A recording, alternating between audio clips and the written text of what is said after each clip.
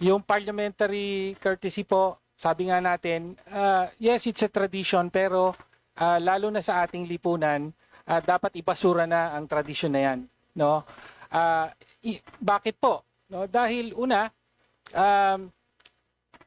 pinapakita ng ating kasaysayan at mga nakikita natin ngayon na hindi uubra ang so-called presumption of regularity.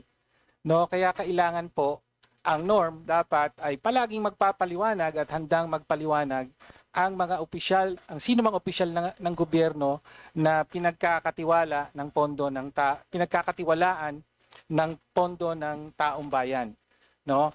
At pangalawang punto ay tanong ko, Mr. Chair. Sabi kanina ng chair, pupunta raw dito mismo ang vice presidente.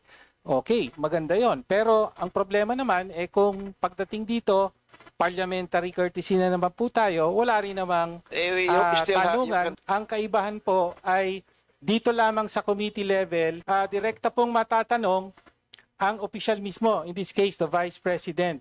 Alam naman natin lahat sa plenaryo, ang natatanong doon at sinasagot ay kapwa kongresista na natin.